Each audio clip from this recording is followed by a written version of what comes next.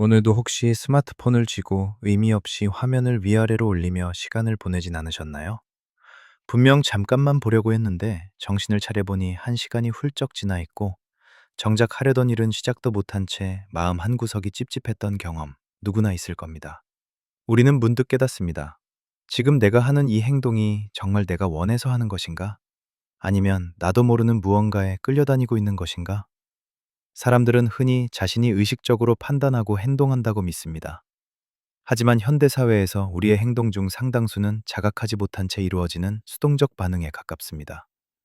특히 알고리즘이 지배하는 SNS와 유튜브는 우리의 무의식을 공략합니다. 나에게 유익한지 아닌지는 중요하지 않습니다.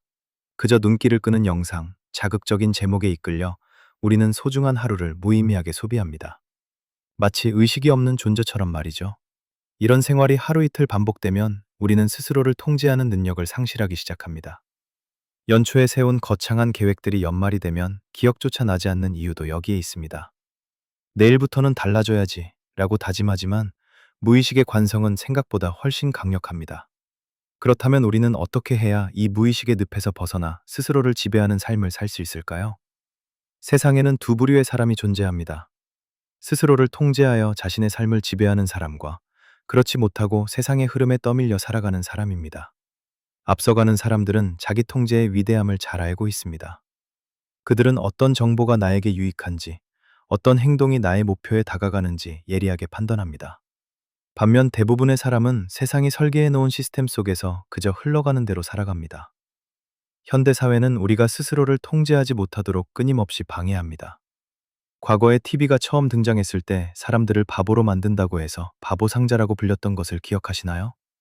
지금은 그보다 훨씬 강력한 유혹들이 우리 주위에 널려 있습니다. 공부하려고 책상에 앉았는데 요리법 하나를 검색하러 들어갔다가 알고리즘에 이끌려 엉뚱한 동영상을 1시간 넘게 보고 있는 자신을 발견하곤 합니다. 화려한 광고와 끊임없는 알림은 우리가 자신을 돌아볼 틈을 주지 않습니다. 자기 통제를 위해 우리가 가장 먼저 해야 할 일은 역설적이게도 나 자신을 확실히 아는 것입니다. 최근 유행하는 수많은 동기부여 영상들을 보세요. 새벽 5시에 일어나 조깅을 하라거나 찬물로 샤워를 하며 정신을 가다듬으라는 조언들이 쏟아집니다. 하지만 이 모든 방법이 과연 당신에게도 정답일까요? 어떤 사람은 아침에 찬물 샤워를 며칠 하다가 오히려 샤워하는 것 자체가 두려워져 일상 전체가 망가지기도 합니다. 그런 분들에게는 차라리 따뜻한 차 한 잔을 마시거나 가벼운 명상을 하는 것이 훨씬 효과적인 자기 통제의 시작일 수 있습니다. 누군가는 오전 10시에 일어날 때 최고의 효율을 내기도 합니다. 하지만 사회는 우리에게 무조건 일찍 일어나라고 강요합니다. 그래야 통제하기 쉬운 집단으로 묶어둘 수 있기 때문입니다. 진정으로 주체적인 내가 되려면 무엇보다 나와의 대화를 시작해야 합니다. 우리가 느끼는 막연한 우울감이나 좌절감은 사실 내 삶을 내가 살지 못하고 타인의 기대나 기준에 종속되어 있기 때문에 발생합니다. 가족이나 친구에게 의존하는 삶은 언뜻 편안해 보일 수 있지만 그 부작용은 생각보다 큽니다. 결국 그 누구도 당신을 당신으로서 온전히 이해해 줄 수는 없습니다. 내 자신을 보호하고 통제할 수 있는 유일한 사람은 바로 나 자신뿐입니다. 나와의 대화를 통해 내가 어떤 사람인지 파악했다면 이제 두 번째 단계인 나만의 루틴을 만들어야 합니다. 남의 기준이 아닌 오직 나를 위한 통제 장치를 만드는 것이죠. 여러분 각자는 모두 다른 가치관과 성격을 가지고 있습니다. 심지어 부모님과도 다른 존재입니다. 지금의 나를 가장 방해하는 것이 무엇인지 냉정하게 찾아보세요. 그것이 SNS라면 혹은 의미 없는 게임이나 가치 없는 술자리라면 그것을 차단할 수 있는 환경을 직접 설계해야 합니다. 예를 들어 잠자기 전 핸드폰을 보는 습관이 당신의 수면을 방해한다면 핸드폰을 거실에 두고 침실에는 아날로그 알람 시계만 두는 사소한 행동부터 시작해 보세요.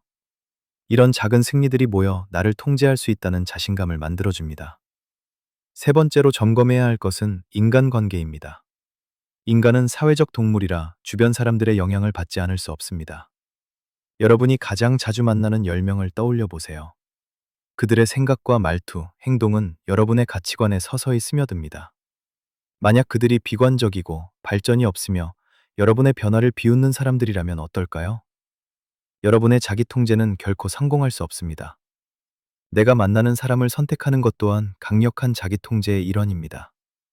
나를 올바른 방향으로 이끌어주고 건강한 자극을 주는 사람들과 시간을 보내세요.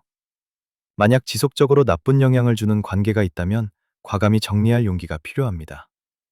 그것이 비록 외롭더라도 나를 지키기 위한 필수적인 선택입니다. 마지막으로 가장 중요한 것은 항상 깨어있는 자각입니다. 영화 트루먼 쇼를 기억하시나요?